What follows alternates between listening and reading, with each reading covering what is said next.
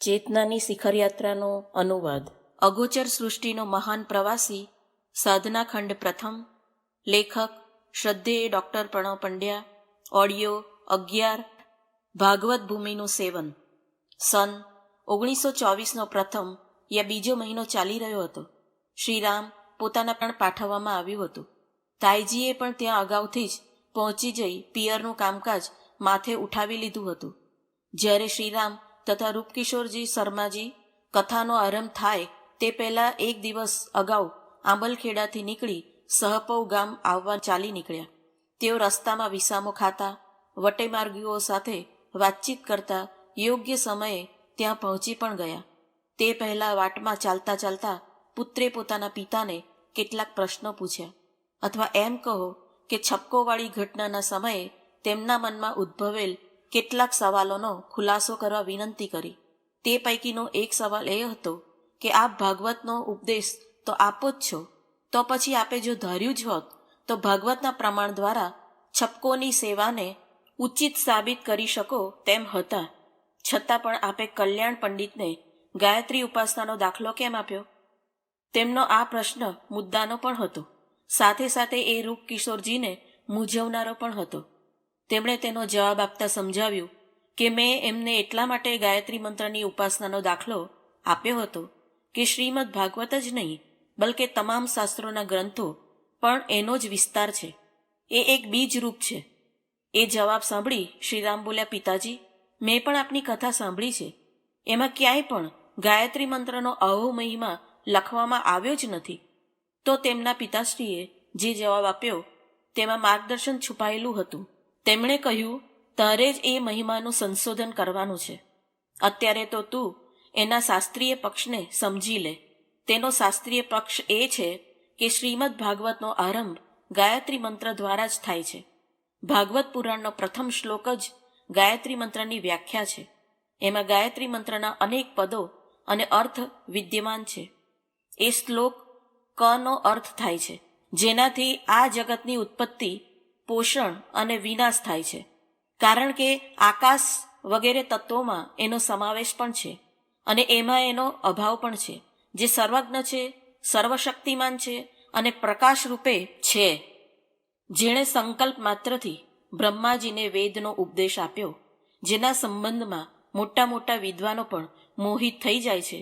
ઝાંઝવાના નીર જેવું આ મિથ્યા જગત પણ જેના આધારે સત્ય પ્રતીત થાય છે, એ સ્વયં પ્રકાશની જ્યોતની સર્વદા અને સર્વથા માયાવી, માયામાં રહેનારા સત્યરૂપી પરમાત્માનું આપણે ધ્યાન કરીએ છીએ. શ્રીમદ ભાગવતનો આરંભનો શ્લોક સંભળાવી તેના પિતાશ્રીએ કહ્યું કે આ પદોમાં આવેલ જન્માદ્યસ્ય યતઃ પદથી સવિતુઃ શબ્દના અર્થનો બોધ થાય છે. સ્વરાટ શબ્દ દેવસ્યનો બોધ કરાવે છે. એ જ રીતે ધામના સ્વેન સદા નિરસ્ત કુહકમ પદ દ્વારા વરેણ્યમ ભર્ગ અને તેન બ્રહ્મ હૃદા ચ આદિ કવયે પદ ગાયત્રીમાં છુપાયેલ સ્વરાટ યા ત્રિભુવનનું સંચાલન કરનારી પરમ શક્તિનો ઉલ્લેખ કરે છે. સત્યમ પરમ ધીમહિ સ્વયં ગાયત્રી મંત્રના મૂળ વિચારો વ્યક્ત કરે છે. એટલું જ નહીં, આ ભાગવત કથાનો ઉપસંહાર પણ સત્યમ પરમ ધીમહિથી જ થાય છે. દ્વાદશ સ્કંદના 13મા અધ્યાયનો 19મો શ્લોક પરમ શુદ્ધ, માયા, મળ રહિત અને પરમાત્માના સત્યને પોતાની અંદર ધારણ કરવાની પ્રાર્થના સાથે શરૂ થાય છે. ભાગવત કથા અર્થ દ્વારા અને શબ્દ દ્વારા એમ બંને રીતે ગાયત્રી મંત્રનું વિવેચન વિસ્તાર છે. મત્સ્ય તથા વામન પુરાણોનો સંદર્ભ આપીને પણ પંડિતજીએ શ્રીરામને સમજાવ્યું કે ભાગવતના ગ્રંથને ગાયત્રીએ જ અધિકૃત કરેલ છે. એનો આરંભ જ ગાયત્રી દ્વારા થયો છે, એટલા માટે એ ભાગવત છે. શ્રીરામના મોસાળ સહપૌ સુધીની વાટ તો આમ ને આમ આ વિષયની ચર્ચા કરવામાં કપાઈ ગઈ કે ગાયત્રી તમામ શાસ્ત્રોનું આ યુગનું પ્રતિનિધિત્વ કરી રહેલા ભાગવત ગ્રંથનો આધાર છે. કારણ કે સનાતન ધર્મનો આધાર પણ એ જ છે. તેમણે વધુમાં સમજાવ્યું કે વાલ્મીકી ઋષિએ ગાયત્રીના 24 અક્ષરોના આધારે 24,000 શ્લોકોમાં રામાયણ આલેખ્યું છે. હાલમાં રામાયણની જે નકલો મળે છે એમાં એક નિશ્ચિત અંતરે આવતો એક શ્લોક ગાયત્રીના અક્ષરથી આરંભ થાય છે. એ અંતર બાદ આવતો એક શ્લોક આગામી અક્ષરનો ઉદ્ઘોષ કરે છે. 400-500 વર્ષ પહેલા ગોસ્વામી તુલસીદાસને રામાયણનું લોક ભાષામાં ગાન કરવાની ઈચ્છા જાગી. સનાતન ધર્મના સ્વરૂપને તેમણે એ સમયને અનુરૂપ સમજાવવા પ્રયત્ન પણ કર્યો. તેમણે રામાયણ અને ભાગવત બંનેનો આશ્રય લીધો. તેમણે રામાયણમાંથી ભગવાનનું ચરિત્ર લીધું અને ભાગવતમાંથી ભક્તિ બંનેનો સમન્વય કરી તેમણે રામચરિત માનસની રચના કરી. પંડિતજીએ શ્રીરામને પૂછ્યું કે તું જાણે છે ખરો કે ગોસ્વામીજીને આ ગ્રંથ રચવાની પ્રેરણા કેવી રીતે મળી? એ અંગે સાધુ વેણી માધવે ગુસાઈ ચરિતમાં આલેખ્યું છે કે ગાયત્રીની સંધ્યા કરી લીધા પછી જ શિવ તથા પાર્વતીજીએ તુલસીદાસને રામચરિત લખવા આદેશ આપ્યો. સાધક કોઈને પણ પોતાનું લક્ષ્ય બનાવે, પરંતુ તેને ગાયત્રીના જપથી જ આરંભ કરવો પડે છે. ભગવાન શ્રી કૃષ્ણના આંગણામાં થોડી ક્ષણો સુધી થંભી જઈ તેમણે ખૂબ જ સરળતાથી સમજાવ્યું કે ગાયત્રી મંત્ર ચાવી છે અને તમામ પ્રકારની સાધનાઓ તે ખજાનાઓ છે. આ ચાવી વગર ભક્તિ, જ્ઞાન અને યોગનો ખજાનો સરળતાથી ઉપલબ્ધ થતો નથી. આમ વિભિન્ન પક્ષો પર વાતો કરતા કરતા પિતા પુત્ર પંથ કાપતા કાપતા સહપવ આવી પહોંચ્યા. શ્રીરામ મોસાળમાં પહોંચતા જ મામા, માસી વગેરે મોસાળિયા સૌ તેમને જોઈ ઘેલા થઈ ગયા અને તેમની ઉપર વાત્સલ્ય વરસાવવાનું શરૂ કરી દીધું. જાણે તેમના હૈયામાં હેતના ઘોડાપુર ઉમટ્યા ન હોય. નાના બાળકો તો તેમનો પરિચય કેળવવા તેમની નજીક આવી ઘેરી વળ્યા. કોઈએ તો તેમનું બાવડું પકડી ભાગવત પરાયણનું જ્યાં આયોજન ગોઠવવામાં આવ્યું હતું તે તરફ ખેંચી જવા પ્રયત્ન પણ શરૂ કરી દીધો. બીજા દિવસે તેઓ નાહી ધોઈ સ્વચ્છ કપડાં પહેરી પોતાના પિતાજીની આંગળી પકડી કથાનો આરંભ થાય તે પહેલા ત્યાં પહોંચી ગયા. આ તેમનો નિયમિત ક્રમ બની ગયો. ભાગવત સપ્તાહનું સમાપન થાય ત્યાં સુધી તેઓ નિયમિત ભાગ લેતા રહ્યા.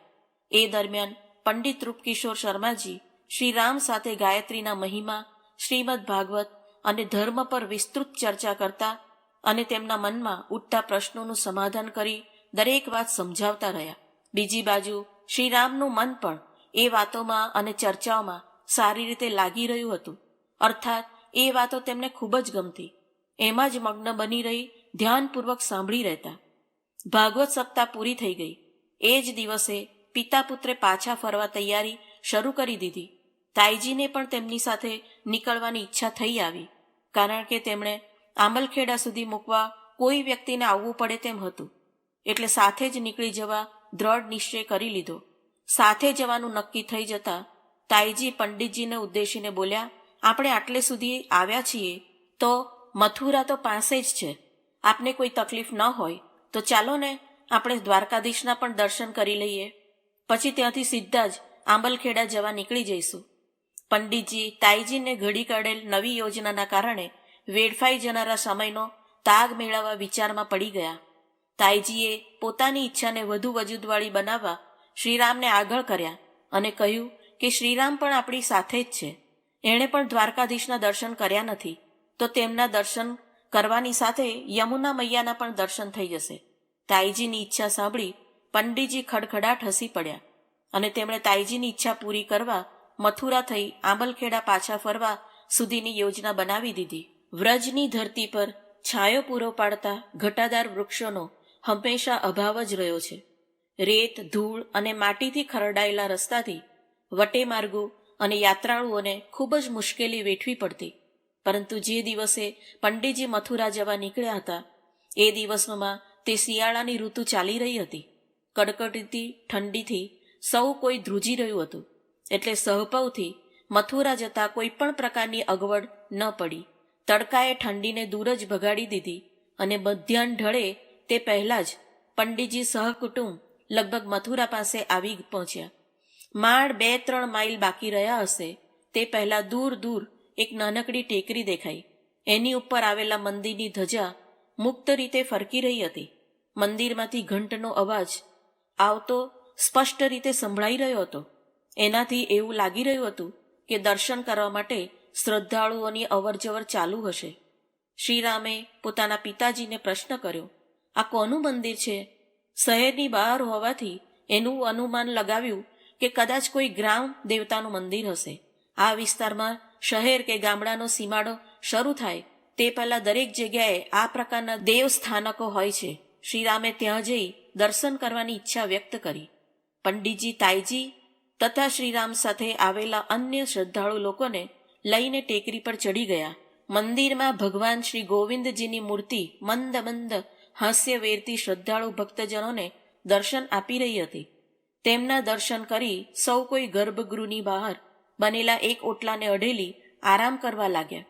હજી તો માંડ થોડી જ ક્ષણો પસાર થઈ હશે ત્યાં તો મંદિરના મુખ્ય દરવાજા તરફ જોરથી અવાજ આવ્યો, જય જય રાધે. પંડિતજીએ જે દિશામાંથી અવાજ આવ્યો હતો તે તરફ દ્રષ્ટિ કરી. એક સાધુ તેમની તરફ જોતો જોતો ચાલ્યો આવતો હતો. એ સાધુની ઉંમર 60-65 વર્ષની હશે. લાંબી સફેદ દાઢી અને ઉડતા સફેદ વાળ તેની ચાડી ખાઈ રહ્યા હતા. પંડિતજીએ ઊભા થઈ પેલા સાધુને પ્રણામ કર્યા. તેના પ્રત્યુત્તર રૂપે સાધુએ પૂછ્યું, ભગતજી, આપની પાસે જો કંઈ ખાવાનું હોય તો આપો. પંડિતજીએ તાઈજીને ઉદ્દેશી કહ્યું, આપની પાસે જો કંઈક ખાવાનું હોય તો આ સાધુને આપો. તાઈજીએ તેમના નિર્દેશનું અનુસરણ કર્યું અને તરત પોતાના બચકામાં સાથે લાવેલા ભાથામાંથી 4-5 પૂરી અને અથાણું સાધુને આપવા પંડિતજી સામે ધર્યું. પંડિતજીએ એ પૂરી અને અથાણું લઈ આદરપૂર્વક પ્રેમથી પેલા સાધુને આપ્યું. એ સાધુ ભગવાન આપને દીર્ઘાયુષ આપે એવા આશીર્વાદ આપતો જે દિશામાંથી આવ્યો હતો તે તરફ જવા તેણે પગ ઉપાડ્યા તો તાઈજી પાસે ચૂપચાપ બેસી રહેલા શ્રીરામ આ બધું ટગર ટગર જોઈ રહ્યા હતા. તેમનાથી ન રહેવાયું. સાધુને ત્યાંથી ચાલ્યો જતો જોઈ તેમણે તેને હાંક મારી, ઓ બાવાજી, શું આપે ક્યારેય ભગવાનને જોયા છે ખરા? સાધુ પોતાની ઉપર અચાનક આવી પડેલા પ્રશ્નના બોજથી ઝંખવાણો પડી ગયો. એ ભોઠપ અનુભવવા લાગ્યો અને ત્યાં જ થોભી ગયો. પોતાની જાતને સંભળતા એ બોલ્યો, બચ્ચા, હજી તો મેં ભગવાનને જોયા નથી, પરંતુ જોવાની ઈચ્છા તો જરૂર ધરાવું છું.